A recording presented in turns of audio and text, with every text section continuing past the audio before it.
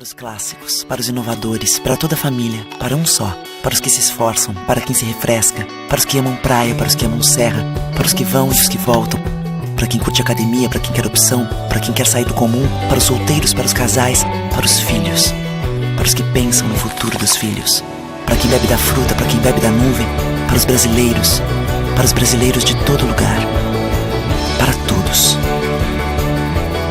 Coca-Cola Brasil.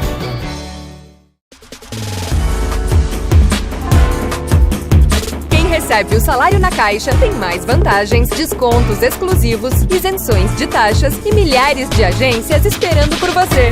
Na Caixa vem que tem. Quem tem mais de 65 anos não pode. Quem tem menos de 18 anos não pode. Mulheres grávidas não podem. Diabéticos não podem. Quem já teve hepatite não pode. Quem tem tatuagem recente não pode. E você? Qual o seu motivo para continuar de braços cruzados e não ir doar sangue? Seja um doador. Uma campanha do Banco de Sangue do HB.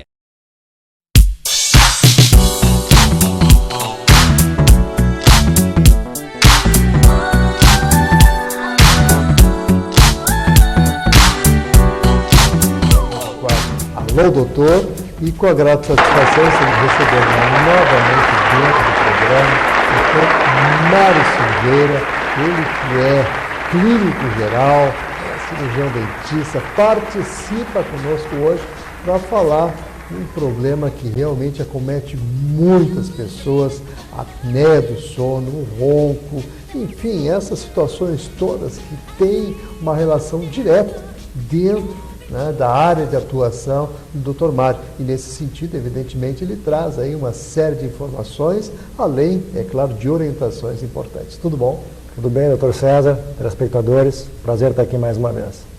A satisfação é toda nossa, doutor Mário, claro que ainda mais para falar de saúde, de cuidados com a saúde, que é mais importante ainda, e de algo que realmente as pessoas que sofrem com isso, realmente tem um problema muito sério e, mais importante de tudo, tem tratamento. Sim. E é nesse aspecto eu gostaria então de entrar inicialmente explicando o que é a apneia do sono, o que causa tudo isso e as suas relações. Então, a apneia do sono, com a apneia, o termo apneia, justamente a gente sabe que é ficar sem respirar, conceitualmente por mais de 10 segundos, quando a gente parar de respirar por mais de 10 segundos já é considerado então a apneia. E durante o sono, muitas pessoas fazem apneias frequentes, muitas apneias ao longo do sono, e por um tempo, inclusive, muito maior que 10 segundos. Chega a fazer, às vezes, 1 minuto de apneia. E em um determinado momento acorda, evidentemente, e passa a ter, então, uma perda de qualidade do sono. Então, a apneia do sono ela é muito mais frequente do que a gente pensa. Geralmente, ela está, às vezes, associada ao ronco. Então, se você ronca, ou conhece alguém que ronca, seu cônjuge, algum familiar, já é um indício que essa pessoa pode sofrer também de apneia. O ronco é outro inconveniente, o barulho do ronco. Mas se a pessoa, além de roncar, ainda fizer apneia, realmente a gente deve investigar. Tem um exame, que é o exame padrão, o exame padrão ouro que a gente fala, que é a polissonografia. Esse exame é feito, então, em alguns laboratórios aqui em Porto Alegre, que você vai lá, dorme com os eletrodos e ali é diagnosticado, então, se você tem apneia ou não, qual a origem dela, se é de origem local, ou se ela é do sistema nervoso central, ou se às vezes ela é mista, Então isso é muito importante saber também. No caso, quem trata é o médico mesmo, o neurologista que trata a apneia, Mas quando ela é mais relacionada à parte de garganta, o dentista também pode ser um grande auxiliar nesse tratamento. Então é bem interessante o assunto e cabe investigar se a pessoa ronca, se ela faz apneia também e buscar o correto tratamento.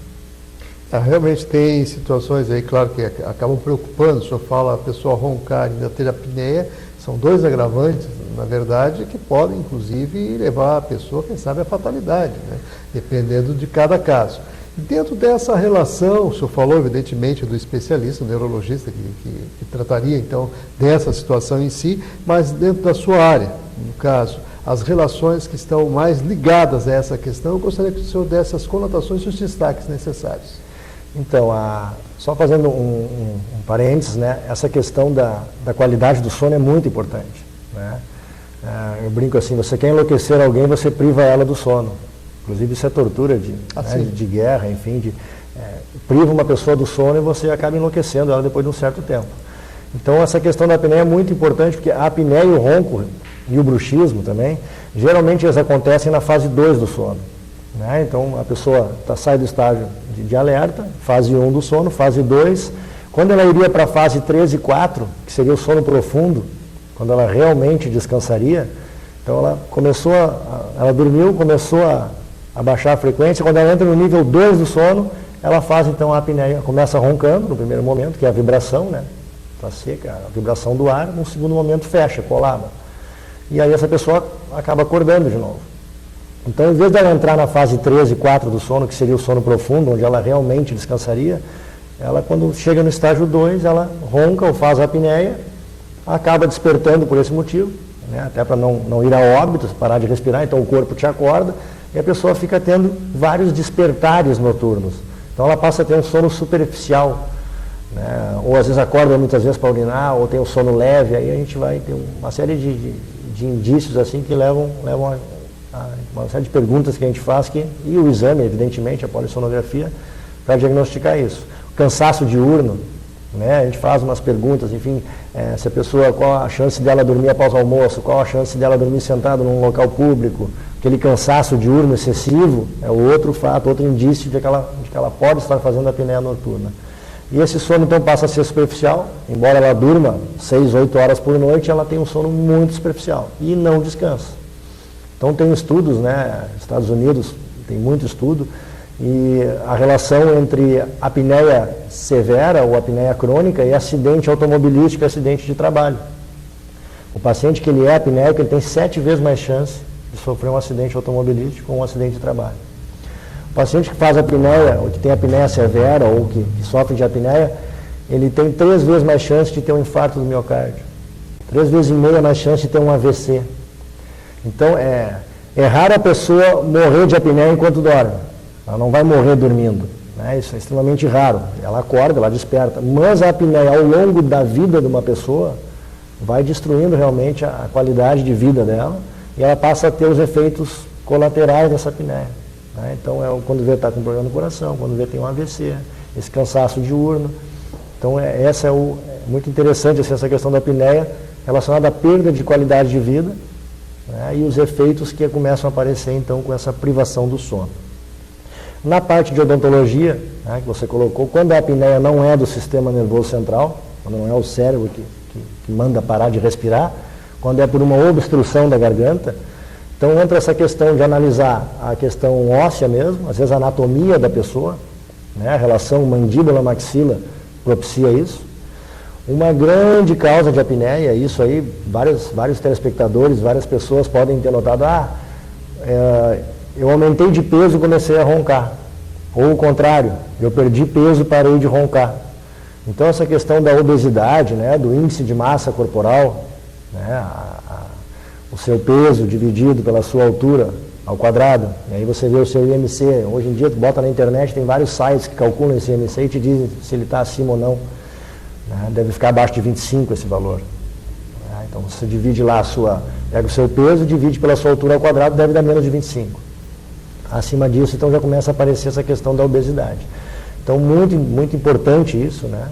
E a gente tem visto cada vez pessoas mais obesas, nos Estados Unidos, muito mais que aqui, né? Mas enfim, aqui no Brasil também a gente está indo para esse lado, em virtude do sedentarismo, né? Nossas crianças não andam mais de bicicleta, não jogam mais futebol na pracinha, não correm mais na rua, né? Os videogames estão aí, e a nossa alimentação está indo por água abaixo, né? Ninguém mais almoça em casa ao meio-dia.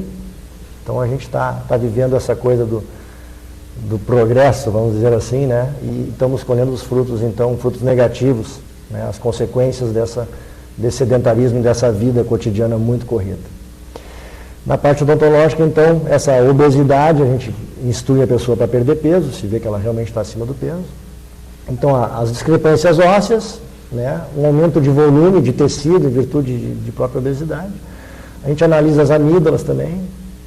Às vezes tem hipertrofia de amígdala, alguma infecção recorrente, trata isso e instrui então para fazer o tratamento, Que o tratamento, quando a apneia é de obstrução, obstrutiva aqui da região do pescoço e garganta, tem 2 caminhos.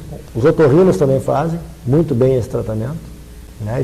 Inclusive estão na equipe. Essa equipe ela é multidisciplinar, né? Entra um nutricionista, entra um otorrino, entra um dentista, entra o próprio médico que trata sono, tem uma especialidade que trata o sono, né? Dentro da neurologia. Então, a parte odontológica, o que acontece? A gente hoje em dia tem um dispositivo intraoral, que seria como se fosse um aparelho ortodôntico, que a gente consegue então projetar, a pessoa dorme com a mandíbula um pouco mais projetada para frente e consegue evitar então que haja um fechamento posterior. Então, um aparelho muito, muito interessante.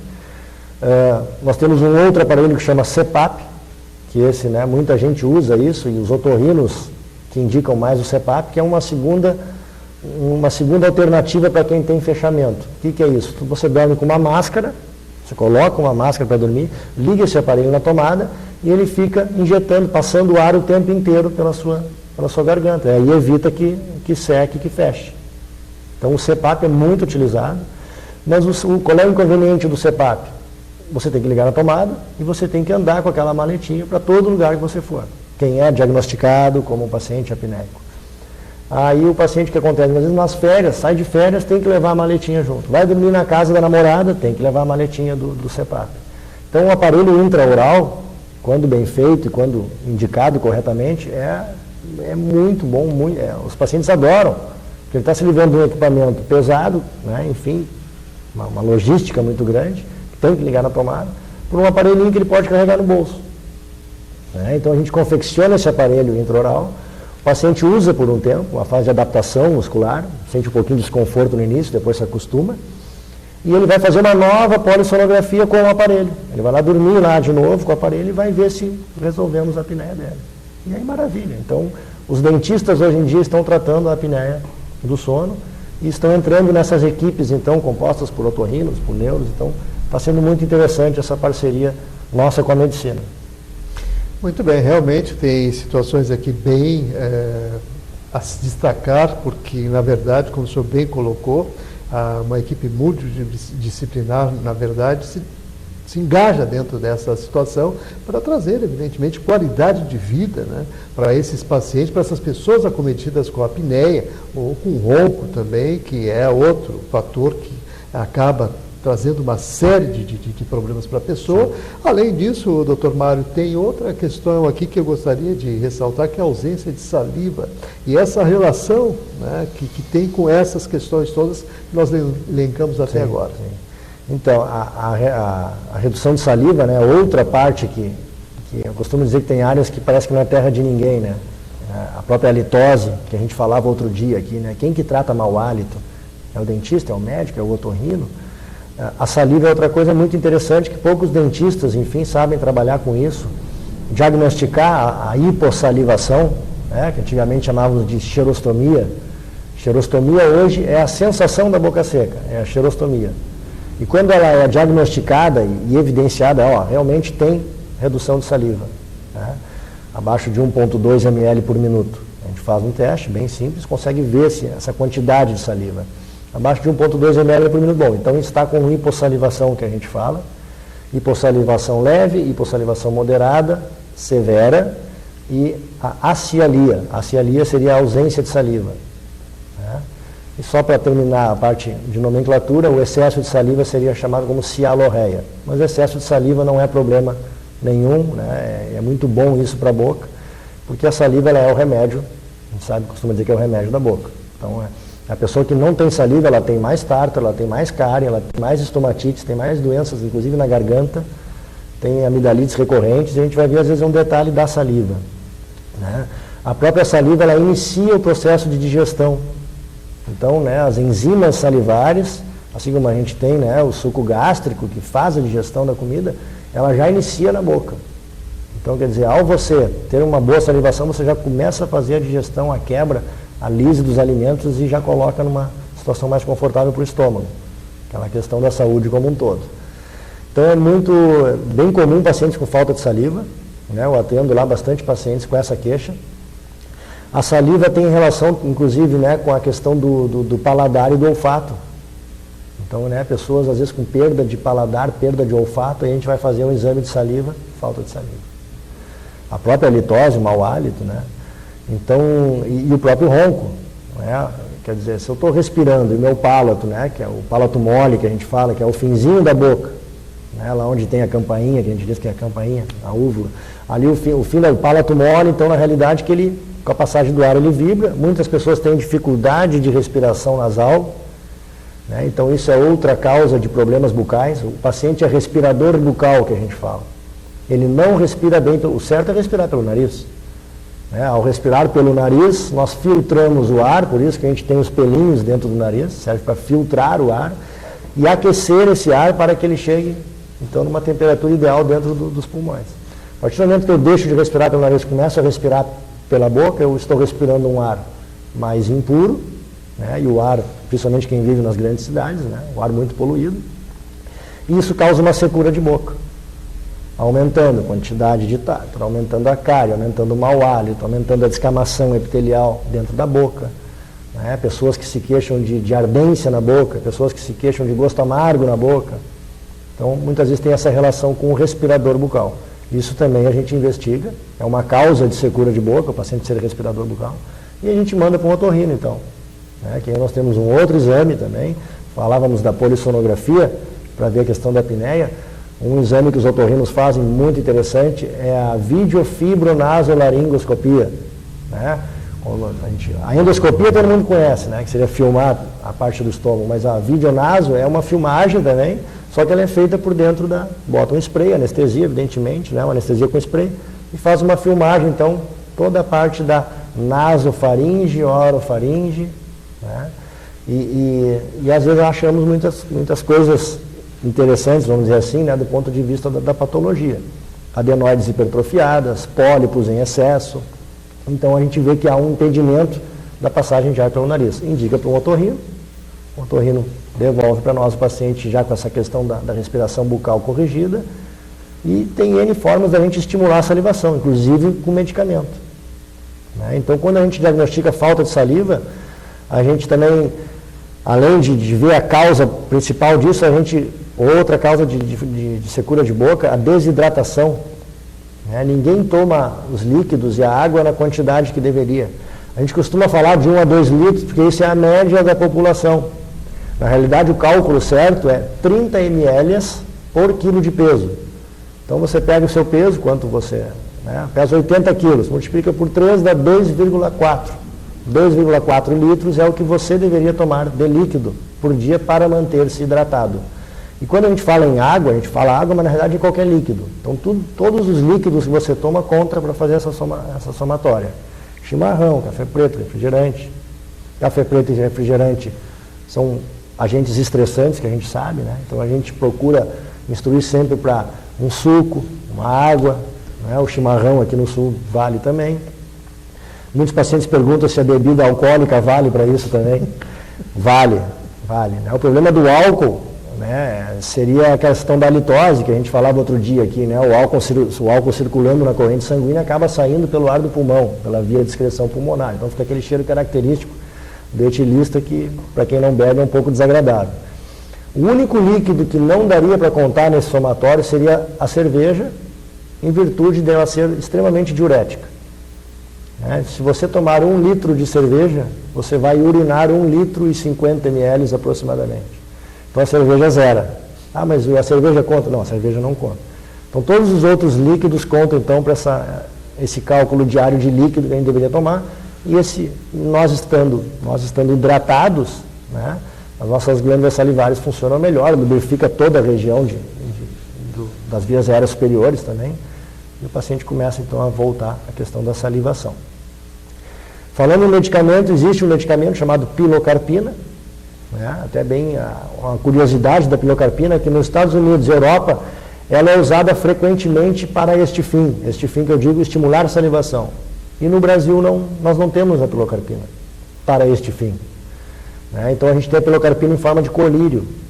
Então quem trabalha com questão, né, o pessoal da litose vê muito isso, mas quem trabalha com secura de boca usa a pilocarpina, o paciente toma ali, né, evidentemente com a receita, toda a prescrição, tudo certinho, né? Não é para sair comprando pilocarpina e tomando, né? Isso um médico deve orientar a forma correta, até porque tem muitos efeitos colaterais, mas é o melhor remédio que existe mesmo.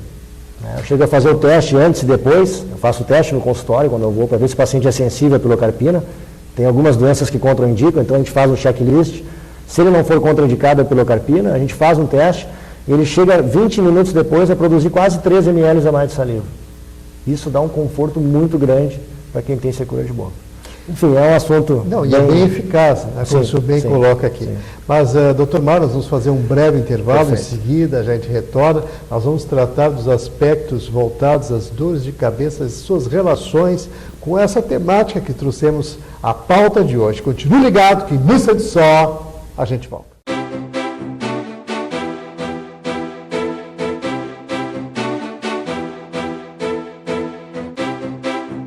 Para os clássicos, para os inovadores, para toda a família, para um só.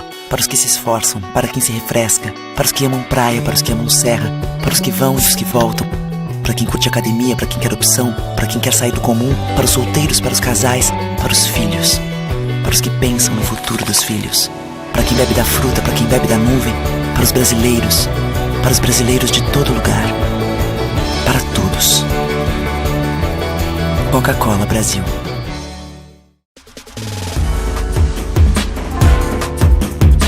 Recebe o salário na Caixa tem mais vantagens, descontos exclusivos, isenções de taxas e milhares de agências esperando por você. A Caixa bem que tem. Che, eu sou o guri de Uruguaiana e tô aqui para dar um depoimento. Eu sou viciado em erva mate e moída da grossa. Agora, o que não me apetece é ver essa gurizada viciada em drogas, che. E pior, usando na cancha de futebol. Che, tu não me vai atrás de conversa fiada. Bem como diria o Licurgo, droga em estádio não rola. Tá ligado? Mas que barbaridade.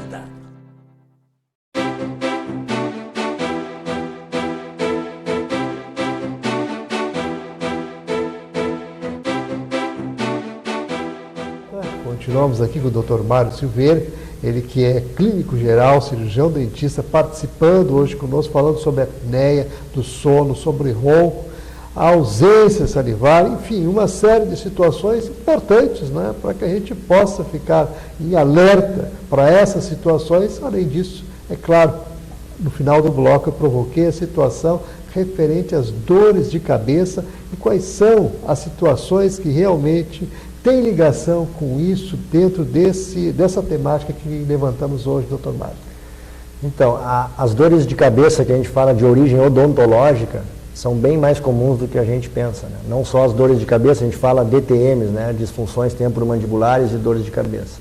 Seria a dor na articulação temporomandibular, zumbido nos ouvidos, e a dor de cabeça e o bruxismo que a gente fala, né? Então, quando a gente tem uma discrepância, um estresse excessivo, ou alguma coisa não vai bem na engrenagem dos dentes, pode vamos dizer assim, vai estourar em 3 lugares. Onde é que pode estourar isso, né? Ou dentes, a pessoa começa a ter fratura de dente constante.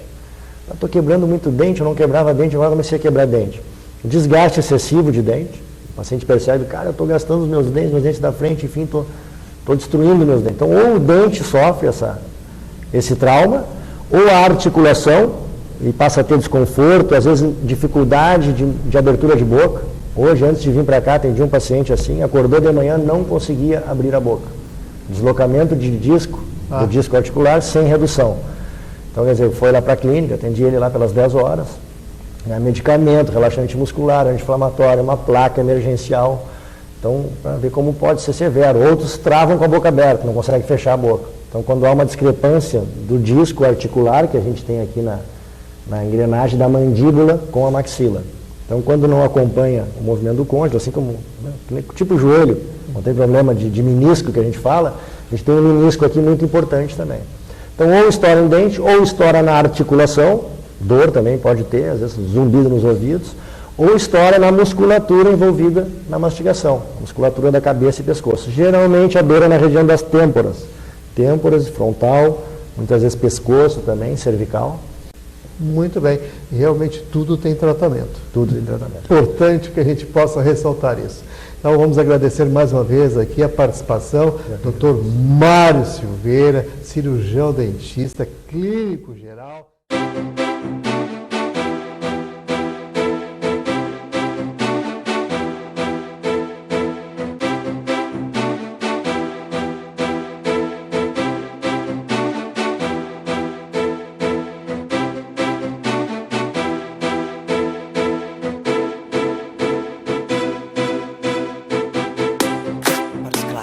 Para os inovadores, para toda a família, para um só, para os que se esforçam, para quem se refresca, para os que amam praia, para os que amam serra, para os que vão e os que voltam, para quem curte academia, para quem quer opção, para quem quer sair do comum, para os solteiros, para os casais, para os filhos, para os que pensam no futuro dos filhos, para quem bebe da fruta, para quem bebe da nuvem, para os brasileiros de todo lugar, para todos. Coca-Cola Brasil.